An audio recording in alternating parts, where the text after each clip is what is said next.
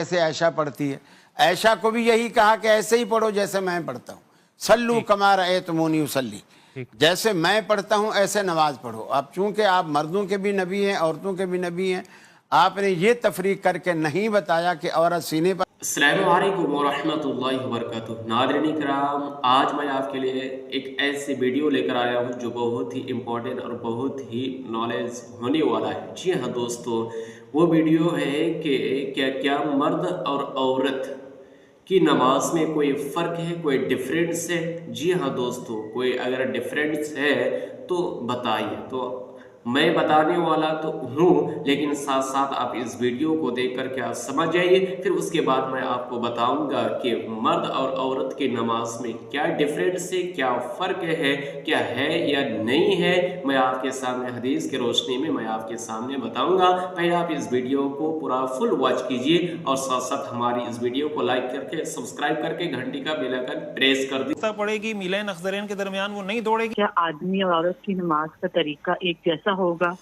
क्या औरत भी रफ़ादैन करे?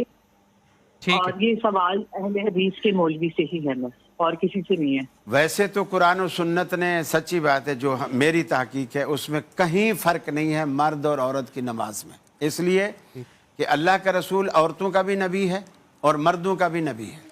और आपका ये हुक्म कि सल्लू कमा रअयतमूनी उसल्ली, नमाज ऐसे पढ़ो जैसे मुझे पढ़ते हुए देखा है।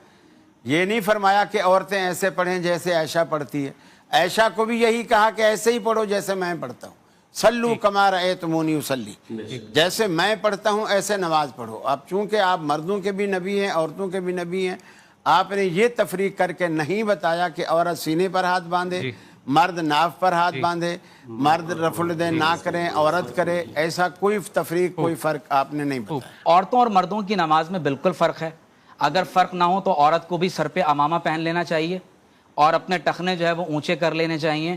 तो ऐसा तो बिल्कुल नहीं है कि 100% मर्दों और औरतों की नमाजें एक जैसी हैं। हाँ, इतना ज़रूर है कि बाज़ उमूर में, जैसे अपने हाथों को कहाँ तक उठाना है, कहाँ बांधना है, किस तरह सजदा अदा करना है, इसमें रिवायात का इख्तलाफ हो सकता है। आप शरह मानिल आसार इमाम तहावी की देख लीजिए। सिर्फ चंद एक अहादीस जो है मैं यहाँ पर बताना ज़रूरी समझता हूँ। हो सकता है कि कारी साहब के नज़दीक वो अहादीस ज़ईफ़ हों, लेकिन ज़ाहिर है कि बाज़ रिवायात मौजूद हैं और उन्हीं की बुनियाद पर हमारे यहाँ जो मुहद्दिसीन हैं या फ़ुक़हा हैं, बिलख़ुसूस आनाफ के जो फ़ुक़हा हैं, वो ये बताते हैं कि इसमें जो है वो फ़र्क होता है। मसलन आप देखिए तो मुजम कबीर की भी रिवायात हैं और मुसन्नफ़ इब्न अबी शैबा की भी रिवायत है कि हज़रत वाइल बिन हुजर रज़ी अल्लाह तआला अन्हु इस हदीस के रावी हैं कि हुज़ूर अलैहि सलाम ने फरमाया कि ए वाइल, जब तुम नमाज पढ़ो तो अपने दोनों हाथों को कानों तक उठाओ और औरत अपने दोनों हाथ अपनी छाती के बराबर उठाए।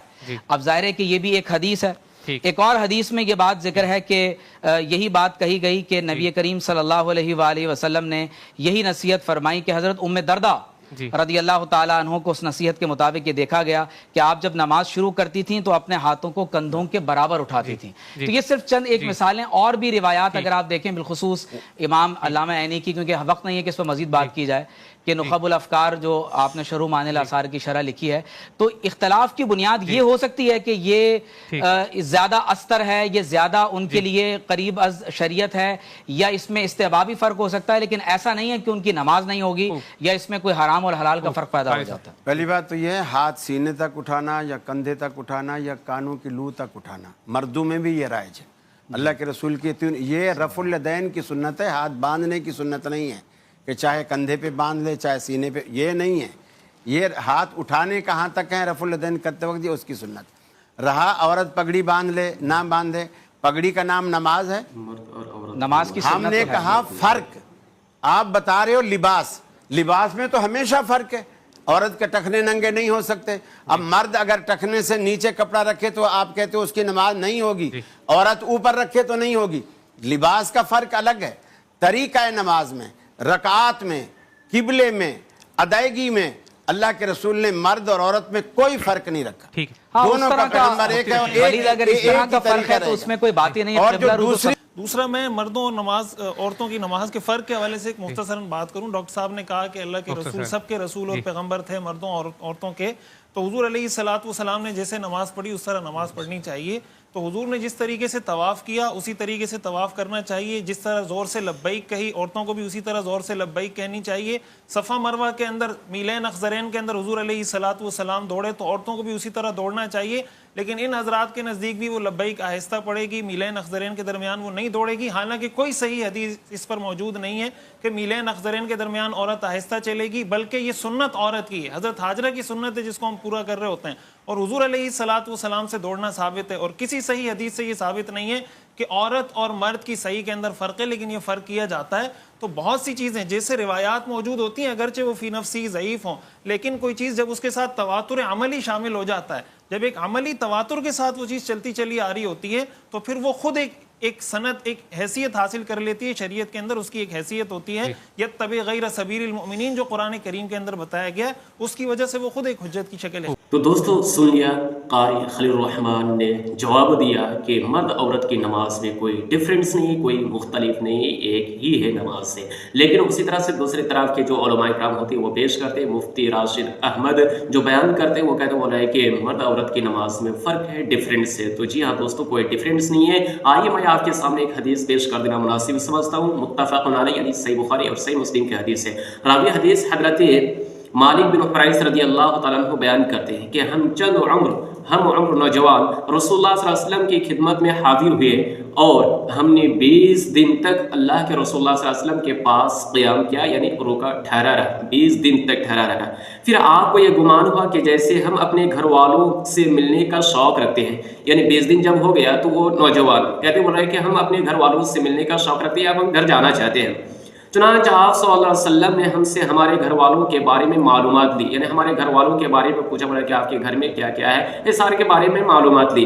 ہم نے آپ کو سب کچھ بتا دیا, یعنی ان نوجوان لوگوں نے کہا, بولا کہ ہم نے سب کچھ بتا دیا, اور چونکہ آپ بڑے مزاج اور نرم دل تھے, اسی لیے آپ صلی اللہ علیہ وسلم نے فرمایا کہ ارجعوا الی اہلیکم, تم سب اپنے گھر والوں کی طرف لوٹ جاؤ, فعلموہم وامروہم, اور انہیں اس چیز کی تعلیم دو جو میں نے تمہیں تعلیم دیا ہے, شکشا دیا ہے.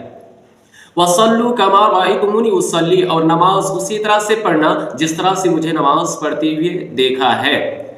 اس کے بعد اللہ کے نبی جناب محمد رسول اللہ صلی اللہ علیہ وسلم نے ان نوجوانوں کو جو تعلیم دی, اور وہ کہا انہیں کہ وَإِذَا حَضَرَتِ الصَّلَاةُ, اور جب نماز کا وقت ہو جائے, فَلْيُؤَذِّن لَكُمْ أَحَدُكُمْ, تو تم میں کا کوئی ایک شخص آذان پکارے, یعنی آذان کہیں, لِيُؤَمَّكُمْ أَكْبَرَكُمْ, اور تم میں سے جو بڑے ہوں, یعنی جو زیادہ جانکار وہ امامت کرائے, یعنی نماز پڑھائے. محترم سامعین, یہ متفق علیہ یعنی صحیح بخاری کی حدیث ہے, حدیث نمبر ہے 628 یا 631 کی حدیث ہے, اور صحیح مسلم حدیث نمبر 674 کی حدیث ہے. رسول اکرم صلی اللہ علیہ وسلم نے ان نوجوانوں کو جو تعلیم دی, یہ دراصل آپ صلی اللہ علیہ وسلم کی پوری امت کے لیے, لہذا پوری امت پر لازم ہے کہ وہ نماز اسی طرح سے پڑھے جس طرح سے اللہ کے نبی جناب محمد رسول اللہ صلی اللہ علیہ وسلم نے پڑھ کر کے بتلائے. آپ بتائیے کہ پوری امت میں یہاں پہ مرد بھی شامل ہے اور عورت بھی شامل ہے, یعنی عورت بھی اللہ کے رسول اللہ صلی اللہ علیہ وسلم کی امت میں سے تو ہے.